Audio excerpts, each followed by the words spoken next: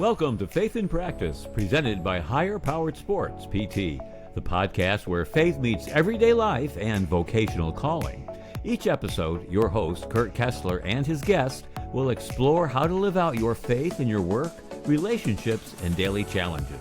Let's grow together and discover how to live out your faith with passion and purpose. Let's get started.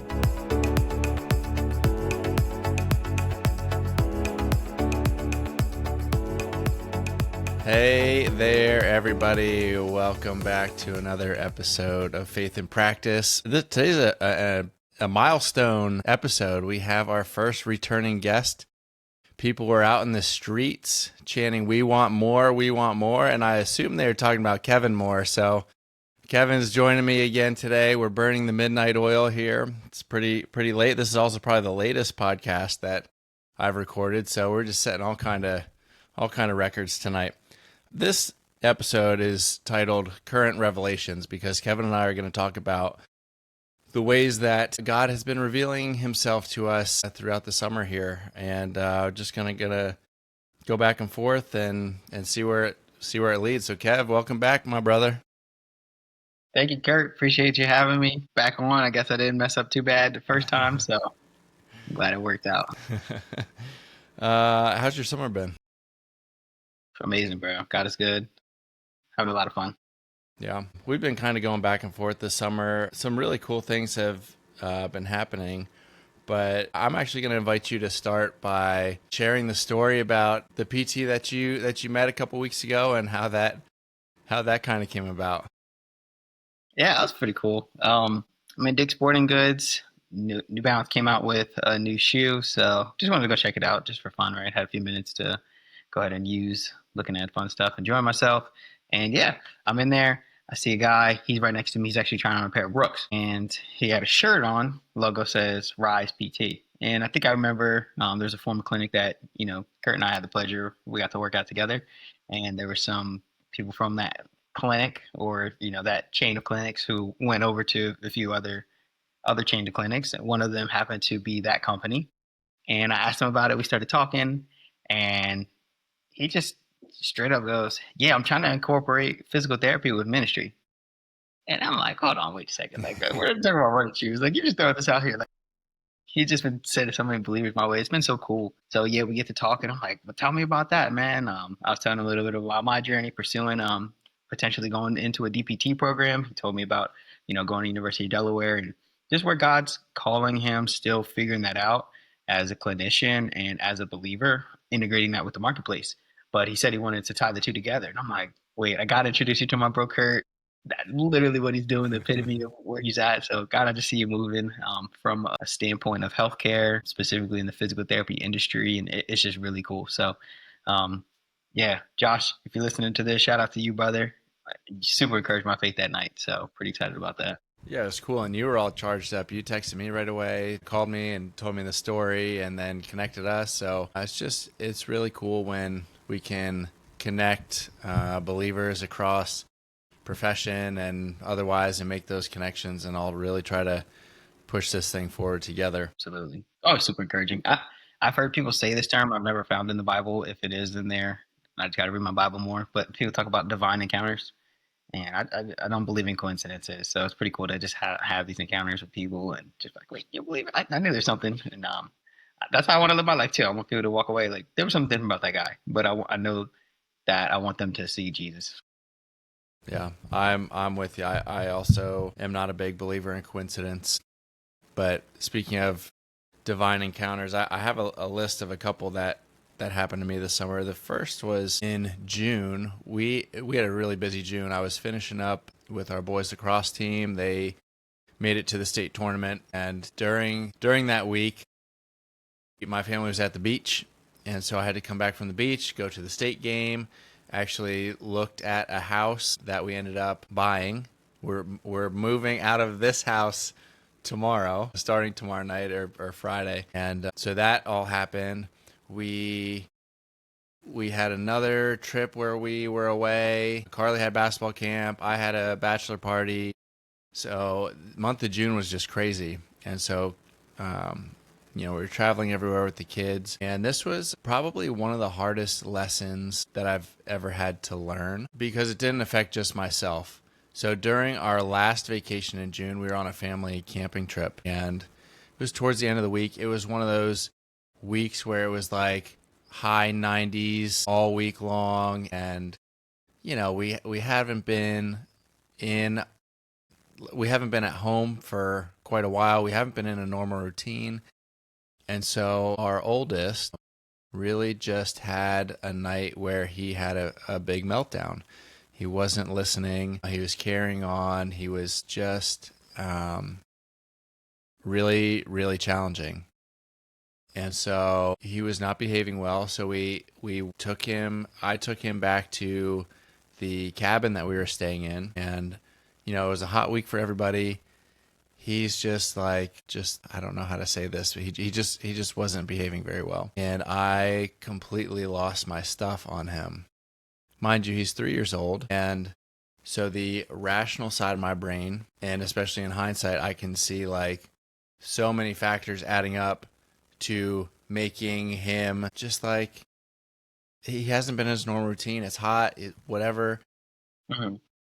And so, but in the moment, I was not thinking rationally. I was just sick of it. And so I let him have it, raised my voice to levels that I have not raised them before. And it wasn't productive. I didn't get the result I wanted. It wasn't productive, but it taught me something really important.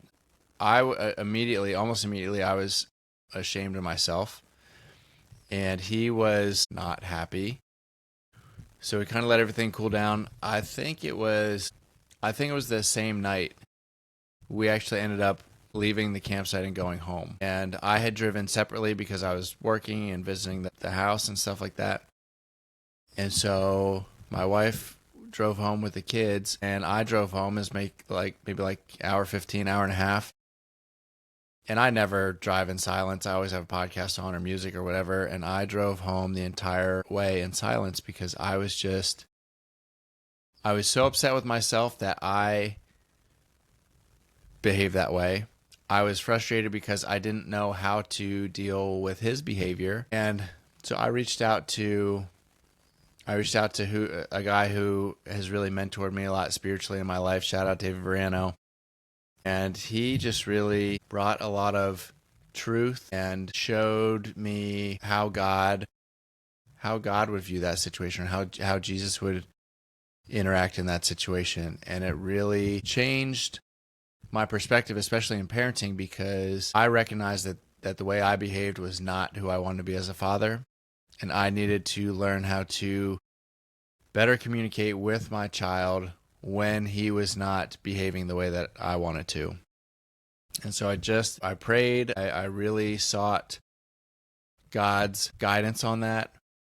And the answer that I was given was like, think about all the times where I stray from God's word, or I stray from how God wants me to behave or whatever, because I am a child of God. If he's the parent, he sees all of my mistakes. He sees my behaviors. He sees whatever, yet he still meets me with abundant grace. And so from that point on, anytime my son wasn't listening, I would meet him with abundant grace. And that I still stay firm with him, but I will not behave the way that I did that day again, because that wasn't helpful for anybody.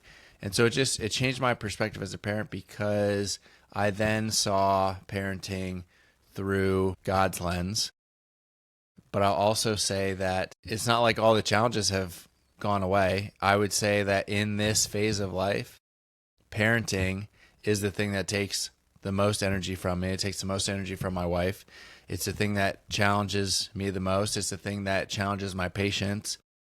Everything. It is not easy. And I think my kids are good kids, but it's not easy. And just to come away, I think you just sometimes learn the best lessons the hard way. And that's really what happened to me there. Man, tell me a little bit.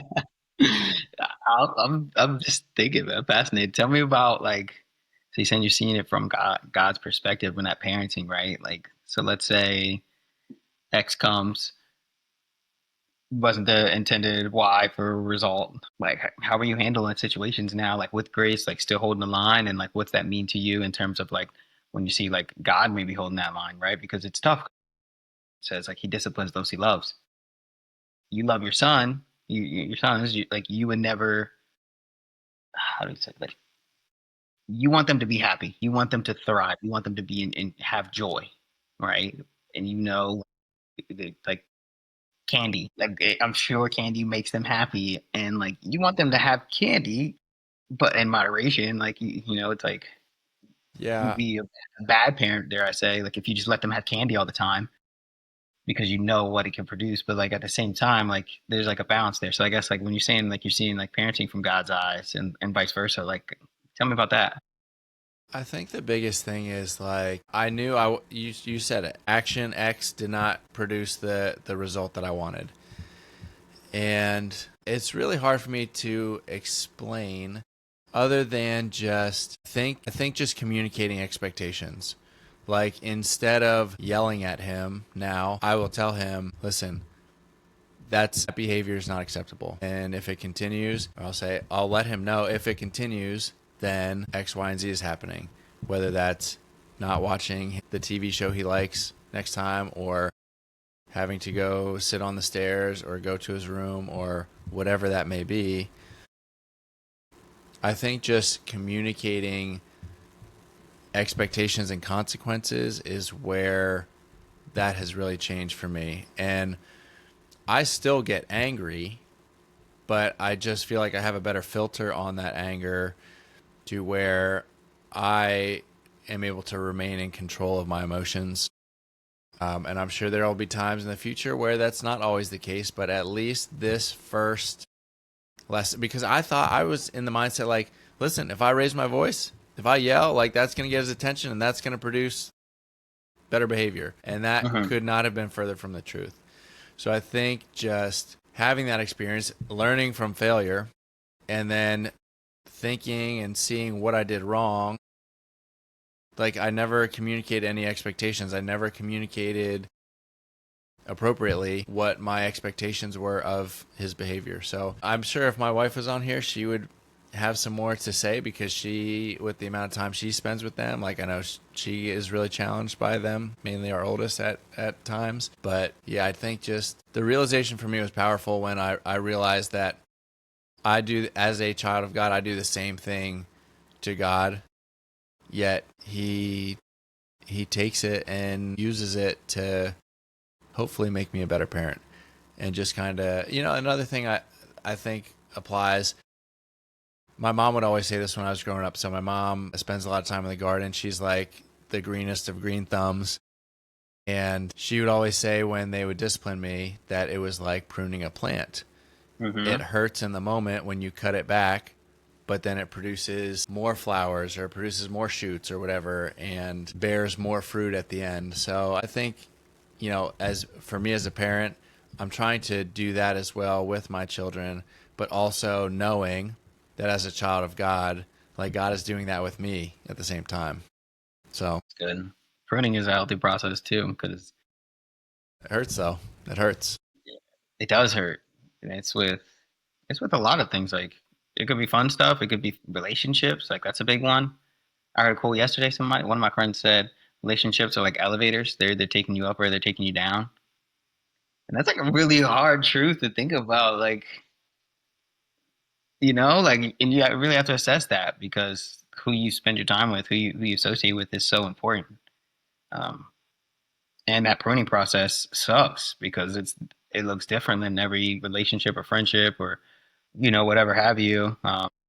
Habit, like if you, and it could be good things, so to speak. It doesn't have to always be you're pruning bad things to be better, but like Apostle Paul told us, like you got to give up the good for the great.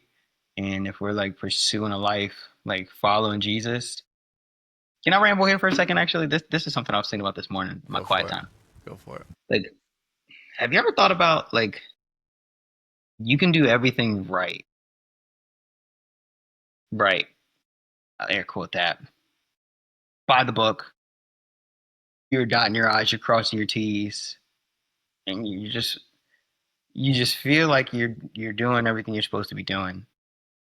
But you feel also like you could lose it all with one bad decision. Or you also know that like just because I'm doing the right things, I could be doing it in the wrong heart posture, if that makes sense.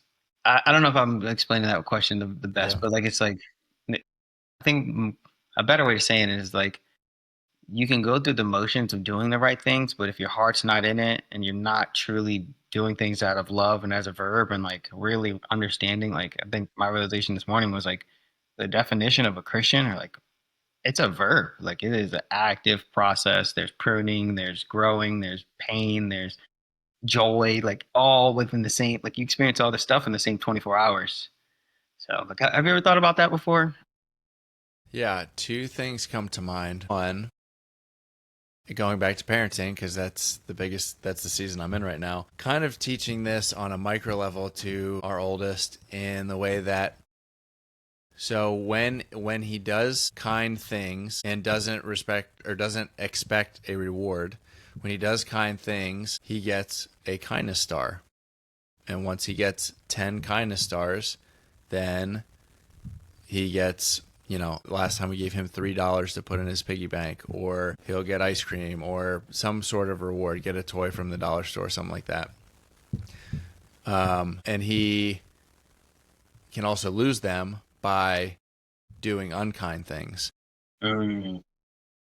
But sometimes he will do certain things and say, Dad, can I get a kindness star for that? And then I'll explain to him, no, you can't, because you only get kindness stars when you do things and don't expect a reward for it. Mm-hmm. And so there have been several times where he'd come up, Dad, can I help you with that? And I would say, yeah, sure, do this, this, and this. And he would do it. And that would be the end of it. And I would say, hey, come here.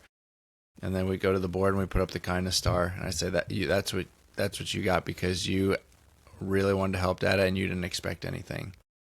And so he's kind of catching on a little bit. And then the other thing, one of our recent sermons in church was about, doing things for the church, doing things for God, filling up our schedule, doing things, whether that's volunteering at the church or taking someone a meal or whatever action that we're doing for God. How often do we get caught up in doing things for God and not doing things with God? Mm-hmm. So the big thing that spoke to me in that sermon was, I view my job as like, oh, I'm doing my job for God. I'm doing this podcast for God. I started my own business for God. Yet I get stressed out when, why isn't this working? Why don't I have more, people coming to work with me, whatever it may be. Yet at no point, or I shouldn't say at no point, but at no point recently have I ever asked God to like come into this with me. It's almost like I thought God gave me this skill set. God gave me this passion and career path. Like I'm going to go do it for him instead of being like, hey God, why don't you come along and show me what you want? Yeah. Why don't you come along and, show me what you have for me today instead of me being persistent in having to make X, Y, and Z happen. Why don't you just come with me and show me what you want to happen and work with me? And so I think what you were saying, those were the two things that came to mind, and really just trying to implement those things on a daily basis. That's a personal confirmation for me. I had a conversation with my mentor. I think it was last Wednesday, actually, last Wednesday night. One of my mentors lives out in Ohio. Amazing guy, super smart, engineer. His wife, also an engineer. She's working on the new Air Force One. Like, genius people, great family. And we started off the conversation because I hopped on the call to talk to him about my schedule. Just wanted to be efficient as possible because I'm thinking about where I'm at in life. Like, my wife and I dual income, no kids at the moment. Like, why not just run as hard as we can? Why not like take advantage of that time? Because all right, when kids come into the picture on the opposite side of you, I know you're in that parenting side, young kids. I'm like, okay, how like if he saw my schedule, right? Like he would laugh. Like, and I'm like thinking, like, man, because it all stemmed. I have athletes who listen to this. Like I'm on the Garmin watch face, so like all the stats and stuff, and I'm like looking at my stats, and basically my Garmin's like telling me I'm a piece of crap because it's like you're not sleeping. It's like 4 hours 11 minutes. You're lucky that thing doesn't keep your basketball stats too. Wouldn't be any better. Man, they might be sending reports to the NBA and giving me a scholarship or something to college, something. Sorry, continue. It's good. Um, so that's where it kind of stemmed from though, because I'm like, man, I'm not sleeping, but like I want to see progression. And when we hopped on the call, and the first thing he starts off with is just like some basic fundamental like corrections. I say like screwing my head on straight. And quote, I have 2 pages of notes. I've been reviewing these notes every day. I haven't reviewed them today actually, but outside of today, I've reviewed these notes every day. I haven't made it past the first bullet point, and it's not a quote from the Bible. He said, "God cares more about who you are than what you do." And I just am I'm still like meditating on that because I think about like when people came to Jesus and they said like, "We did so many good things in your name," and he said, "Away from me, I don't know you." Oh, we cast out demons. I don't know who you are. We did this miracle in your name. I didn't know you. And it's like, okay, are we doing it in the name, air quote, in the name of God, in the name of Jesus, God, Or like you said, are we doing it with God? Is God our senior business partner? Is God in the process? And when we ask ourselves these questions, like, do we believe God is good? A lot of people are going to say yes. Do we believe like we are called to divine like dreams and visions? And we'd say yes. Like, are you on mission? Are you called? Like, are you doing what's like according to your like His will? Are you doing that? Are you on your mission like where He called you? And if you say yes, then, well, then why haven't you invited Him in? Why haven't we? And I'm just thinking about that, and it's just like it could be that simple, but I don't make it that simple. Like, so that's what I'm working on right now. It's like fine tuning my ears. God, make it as simple as possible. Tell me exactly where to go, exactly what to say. Like, tell me what shirt to wear. Funny story. I had a job interview 2 days ago. I had a yellow tie or orange tie, and a red tie, and I was kind of going back and forth. And like I'm working on that. Like God cares more about who you are and what you do. And I'm like, God, like what color tie should I do? Like, should I do the red one? I'm feeling red. I'm feeling orange, and I'm like feeling like red, like on the confirmation. Cool. I put the red on. There was 4 people interviewing. One person jumps in the beginning of the interview and goes, "Wow, I really like that color of your tie." And it was like, God, like it's so simple. That's So funny. That's cool stuff. that's what I'm working on. Fine tuning my ears because if He knows these things, why He can tell us. Like, Yeah. we have to make that complicated. Do you listen to Brandon Lake at all? I do sometimes. I've been on that heartfelt hallelujah. Yeah. Yeah, We went to that's Brandon Lake, right? Yeah, it is. We went to a Brandon Lake concert this summer. He was up here at Hershey with Phil Wickham and Josiah Queen. And I'm not a big concert guy. I've maybe been to less than 5 in my entire life. And so we went, and like I expected it to be a nice time, but it ended up being so much more impactful in a couple ways. So one, I wasn't like a huge Brandon Lake fan before the concert because like the only song I really associated with him was the Gratitude song, which is a beautiful song, but it's just not really my style. And we went there, and it was so awesome. The music was good. I instantly fell in love with his music, and there were so many times where they would say like, this is like, and part of me was skeptical when they'd say this, but I actually kind of believe it based on some things that I looked up. They would say this is the biggest, I think they call it the summer series or something like that. This is the biggest summer series turnout that we've had, and it was over 30,000 people at Hershey Park Stadium. And they were playing and they were talking and praying and stuff like that. And like you just look around, 30,000 people, all just locked in worshiping God. 30,000 people, all there for the same purpose. And that was something I have never experienced before. Just the worshiping in such a large group and just everybody being there for the same reason. Everybody being at different stages or different walks of life or facing different challenges, yet we all had that one thing in common. And that was super powerful for me. And then it kind of even paid off in some smaller ways because I've been listening to a lot more Brandon Lake since then. And our oldest will be driving in the car. He'll say, "Can you put on that Brandon Lake song?" Because there's Plans is the song that has been really speaking to me in this phase of life. And so we call it Dada's favorite song. And so he'll say, "Dada, can you put your favorite song on?" And so now he's like in the backseat, like singing it. And there's like nothing more heartwarming than hearing your child like sing a Christian song. So that has been such a cool experience. That's like the biggest win you could ask for. We should start. That's the biggest win of the summer. Yeah, it was really cool. It was really, really cool. Seeds into his heart. Like he's already making joyful noises for the to the Lord, but like that those seeds run deep. Yeah. What else you going through this summer? You said the other week that you were we had planned on doing this a couple weeks ago and it just kept falling through, but there was something you're wrestling with. That's a great question.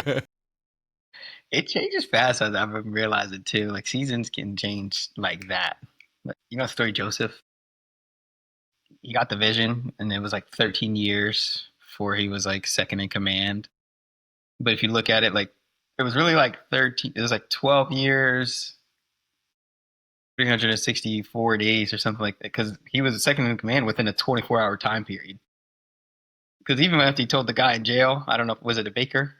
He told him like, "Remember me," when he like gave him his vision, and he was going back to the king. He was like, "Hey, remember me? I'm the guy who interpreted your vision." And the guy went back, started working for the king. And then it was like 2 years later where the king's like having this trouble.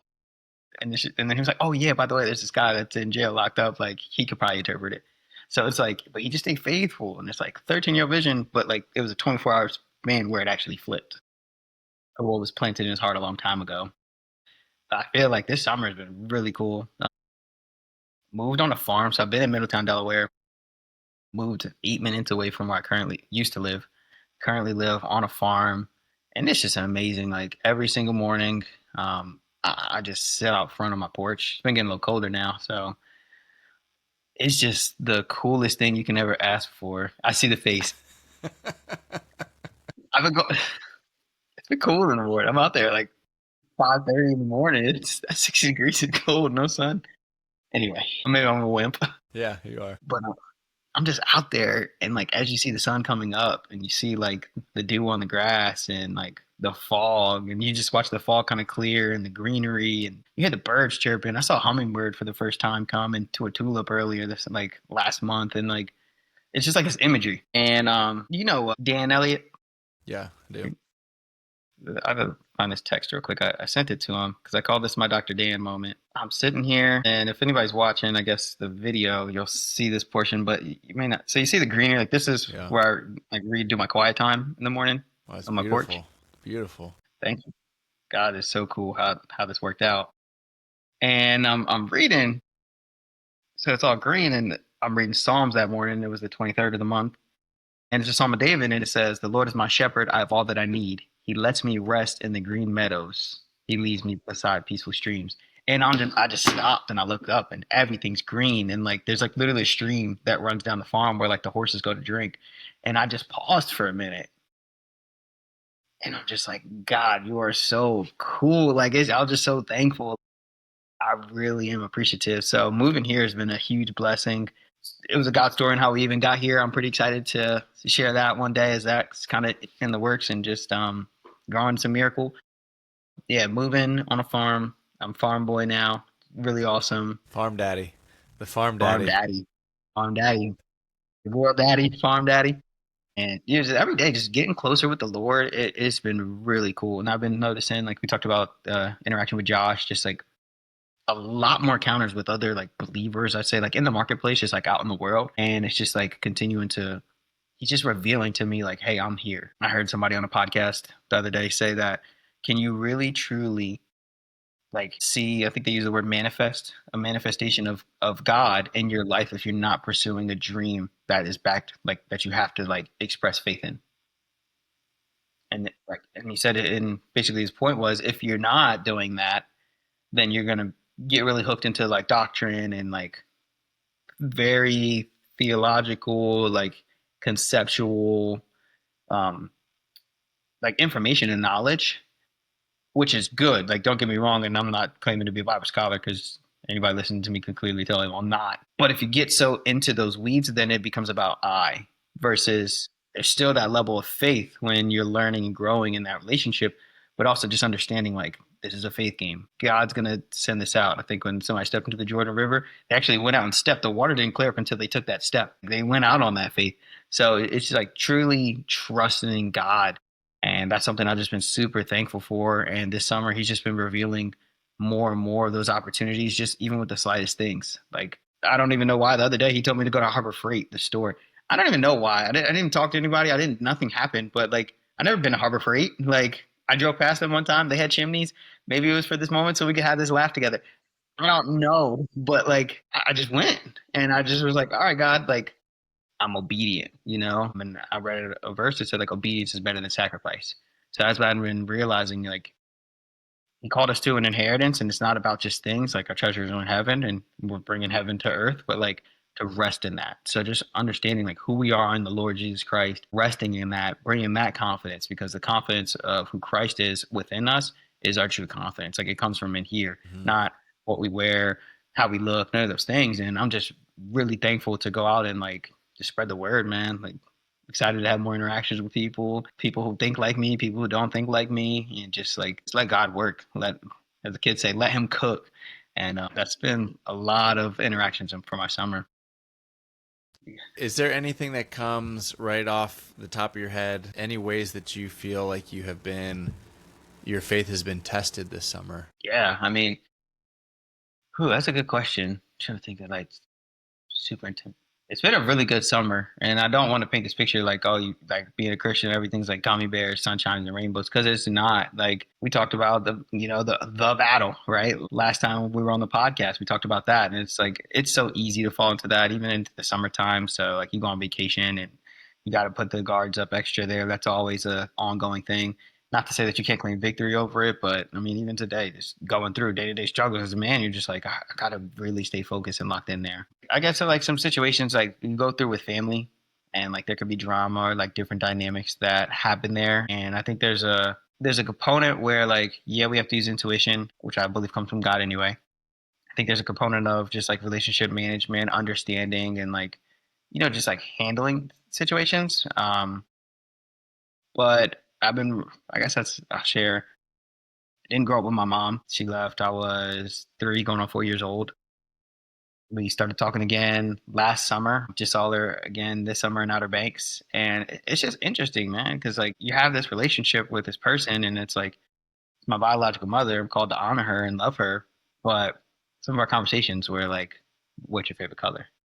So just like seeing God restore that there, and just understanding what does it look like to honor my mother with 20 plus years gap relationship. I think that's been like a struggle. It's not something I'm like tugging on too much on, like, it's not weighing on me or anything, but definitely a conflict that I've been just bringing to the Lord and just saying like, all right, listen, God, I truly forgave her because you forgave me. And I just see you working here. And I don't know what it looks like, but that's definitely been an interesting challenge there, my relationship with her. And then not trying to do things in my own will. I think I've been kind of hitting on that a little bit.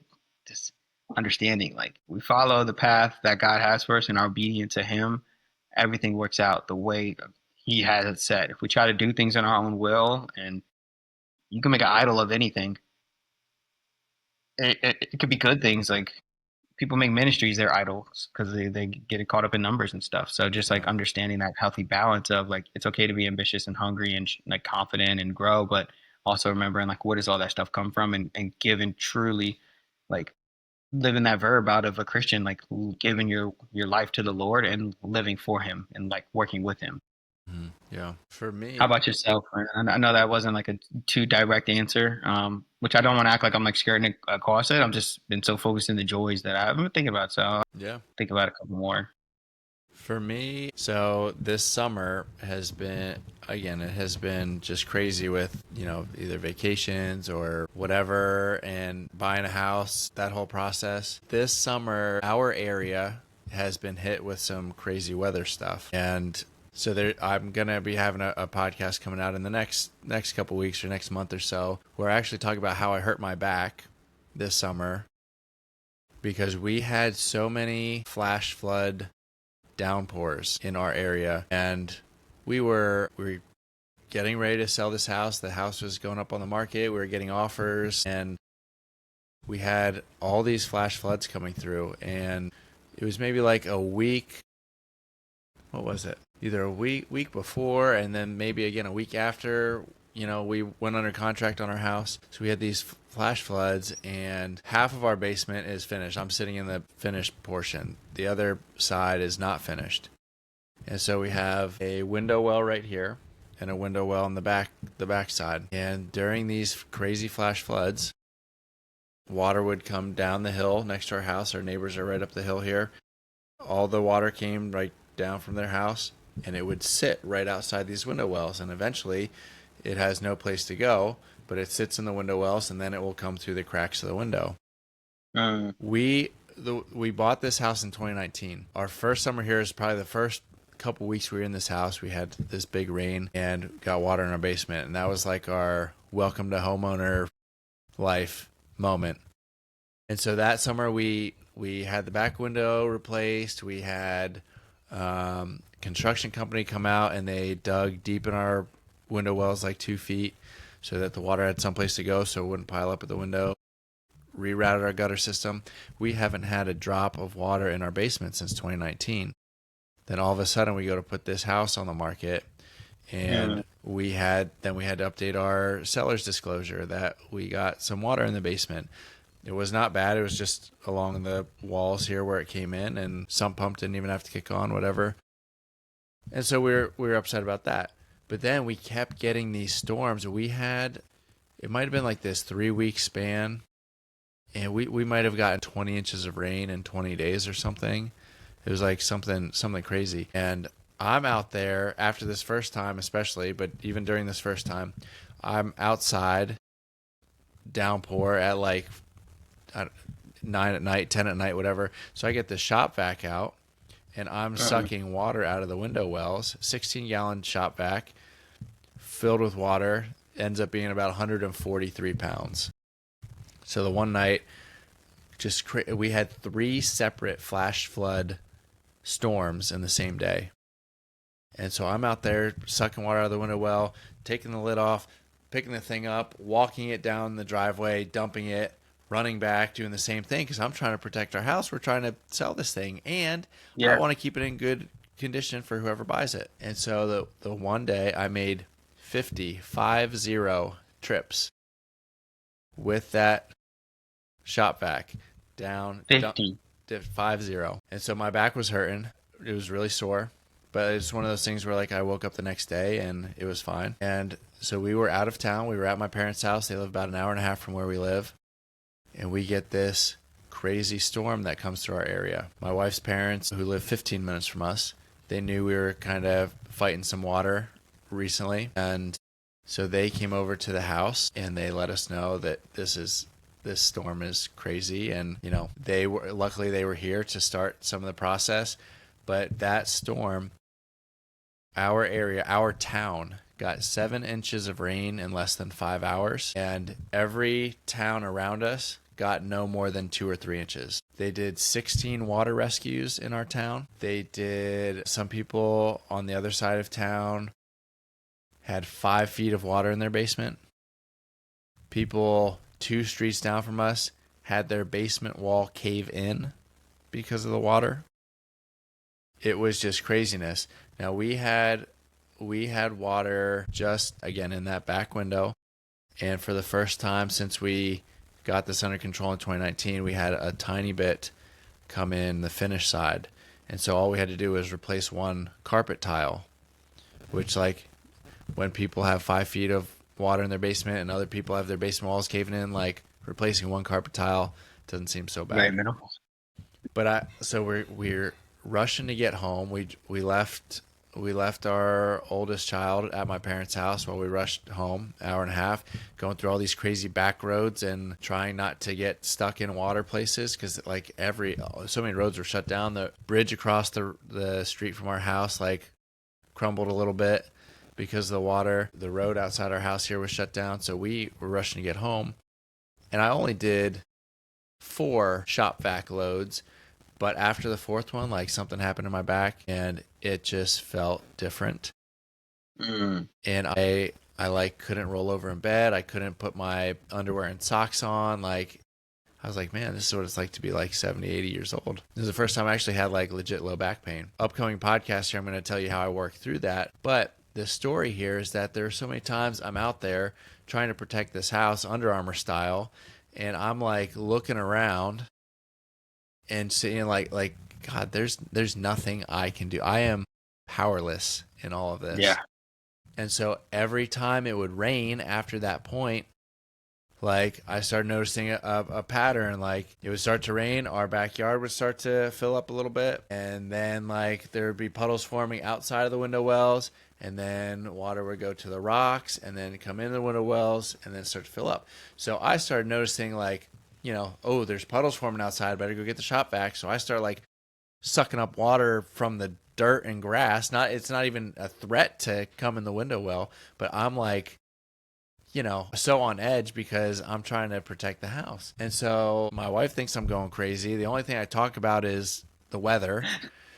And every time I see rain in the forecast, I'm like on edge. I'm like sweating it out. So this whole story, to illustrate the final point here, there was a morning where I was going, actually the day we settled on this house, they were calling for like major thunderstorms. And in the morning, I went into Lancaster. I was meeting with a personal trainer in a gym down there. And while we're in the gym, like 45 minutes straight, torrential downpour, just like at the gym. This is maybe 20 minutes from where we live. And in the back of my mind, I'm like thinking, you know, they're about to do the walkthrough for our house. Like what happens if like stuff is happening while they're walking through, like just super on edge. I leave the gym when I'm done. I'm driving home. I am driving through another torrential downpour to the point where like cars are pulled over, like you can't really see on the highway. Like it is that raining that hard. And I'm like 2 exits away from the exit for our town. And it is just like the sky is just letting loose. And I had been praying like for the days leading up to it and whatever. I remember when I was driving into the gym that morning and I was so worried about the upcoming storm. And I thought back to feeling powerless and hopeless. And I said, I can still remember I'm getting onto the highway and I'm praying. I'm saying, God, listen, like this is in your hands. I can't do anything. I can't change the weather. This, whatever happens, like this is yours. And for literally 1 second, it was no more than 1 second, but 1 second, it's like this feeling came over me and like everything melted away. Every bit of anxiety, every bit of concern melted away because I had surrendered it to God. And then of course like human nature kicks in and you start to think about things and rationalize things and worry. So then I'm driving home, 2 exits away, crazy downpour. 1 exit away, it's still raining pretty hard. Get to the exit for our town and you look at the road. I don't think there was a drop of rain on the road in our town. Wow. You look behind you, it looked like the Grim Reaper was going to come down from the clouds because it was black. In our town, it was sunny. And I'm actually I didn't even go home because they were doing the walkthrough. I was driving to where we were signing the papers to settle. And I'm driving through town, like looking to see like people have water in their yards, people have whatever, like not a single drop of rain. And I get to the Berkshire Hathaway, and it you know, it starts to rain, but it's just like such a light shower, like no concern. And we sign over the papers. The rest of the day is beautiful. Like, and that stuck with me for like weeks because how anxious I was about things that I couldn't control. Granted, yeah. I feel like I had a good reason to be anxious, but at the same time, and then even better yet, my mom calls me a couple days later because she knows how anxious I was. And she goes, I'm getting caught up on your podcast and you just had one about letting go and letting God take over and all this stuff. You better start practicing what you preach. This is a perfect situation. You should be letting God and all this stuff. Wow. That's what parents are there for, keep you accountable, right? But yep. I just learned that you put your faith in God and you just not even accept whatever happens, but just your will be done. Your will be done. And it just just so happened that the day and the moment that I surrendered that, it's almost like God was like, okay, now you get it. Now you understand. And I'm going to reward you for that. So that stuck with me. It was my most recent teaching of, just control what you can control and let God do the rest. Psalms 37:4. Delight your ways in the Lord, and He'll give you the desires of your heart. You got to delight in the, like, I don't even know the definition of delight, but like, we have to put our ways into the Lord, delight your ways in the Lord, and He'll give you those desires. Like, He'll give you that peace. He'll give you that prosperity. He'll give you that, like, that joy, that safety. Like, but man, look at you. I know, like, it's a cliched saying of letting go, letting God, but that's pretty cool that you put into His hands and felt that peace. Of course, I know you said it went away briefly, but like, you got to experience that. And that's a deposit now into your system to go forward. Like, I can do that again when the next thing comes up. I can do that same process. You good if we hit word up? Yeah, cool. All right. It's time for Word Up. All right, for Word Up today, kind of piggybacking off the last story, I'm going to go with a Bible verse here, Proverbs 3, verses 5 and 6. Trust in the Lord with all your heart and lean not on your own understanding. In all your ways submit to Him, and He will make your path straight. And I just think this is kind of what we were just talking about, like just completely surrendering to God and just letting Him have the thing that you can't control. Let Him have, whatever you're concerned about, whatever you're worried about. And that's not to say that every single time you do that, you're going to get the result that you want, but maybe God is teaching you something else through it. Maybe God is teaching you spiritual endurance. Maybe God is teaching you the habit of leaning in when things are troubling. And there are so many things that happen that we're just not going to understand. Our finite minds are just not going to be able to comprehend why certain things happen. Sometimes, sometimes we're just going to have no clue. Other times, like, we just don't see how God is using this circumstance, even in others' lives or with us, to impact others' lives. And so I think just coming back to trusting in the Lord, because you could say through this whole weather experience, like, there were times where I didn't trust in the Lord. I trusted in the weather forecast, or I trusted in my ability to carry buckets of water down the driveway. But the moment that I start to trust in the Lord with all of my heart, knowing that I don't have understanding or I don't have any impact on the weather, and then submitting to Him, and then you know what He did? He made my path straight. So that's where I'm tying it in today. It's really cool. When we first started the podcast, I pulled up something that I said I might have shared. I didn't. I opened it when you were about to read Word Up, and it ties right into it. John 14:1. Don't let your hearts be troubled. Trust in God and also trust in me, Jesus said. And it's like, that's real. Quick story that ties, same principle, just different situation to your story with the house. The day I was going to propose to my wife, a little bit of backstory, a little bit longer for us to get engaged. That's on me. Okay. But I remember I was over at her house, and her room, it was me, her, and her roommate. I think we were about to all go get like breakfast or something. And she just goes, because I knew she was struggling with it. Like, we had a timeline on when we planned on getting engaged and everything. And she was having a little bit of a tough time with it. And this was the morning that we were engaged that afternoon. She goes to us, well, I just come to accept that, you know, if we don't get married or if I don't get, engaged or proposed to, I'm totally fine with that. I trust God. And it's been something that's been weighing on me a lot. It's been tough for me, but I just let go and I release it to Him. And I'm going to be obedient to Him. So she says that in the morning. Meanwhile, like, I had this whole thing planned, like her whole family, like, coordinate all this stuff. And it was just like so cool. And she still reflects on that a lot, because who knew a couple hours later, like, I had purchased a rig months ago and, did the whole thing. She said yes, all that good stuff. Like, that's good. But she reflects on that a lot, because that's one of her moments where she's just like, it took her to have that process and that tilling before God like was able to set her path straight, but she had to truly be submitted. So I just thought that was pretty cool, and ties right in with your story and word up for the day. Super cool.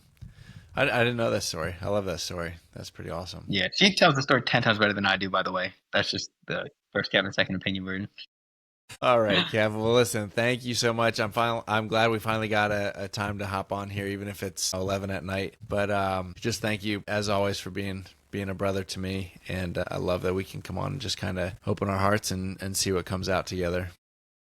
Vice versa, man. I'm super thankful for you and our relationship and us pursuing the Lord together. All right, that's going to do it for today's episode of Faith in Practice. Thank you all for joining. Thanks for hanging around and listening to our stories. Hope you enjoyed them. Hope they were able to speak to you in some way. If there's anything that we said that resonated with you, feel free to reach out. You can find my information in the show notes or find me on Instagram at Higher Power Sports PT. Thanks, and we'll see you next time.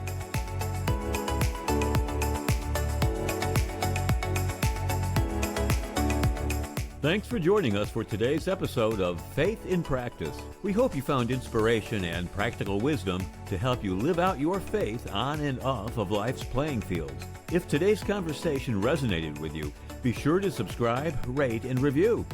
Your support helps us continue sharing stories and insights that empower you to align your faith with your vocation. For more resources or to connect with us, visit hpsportspt.com. That's hpsportspt.com. Remember, your faith isn't just a part of your week, it's a part of your life. Let your light shine.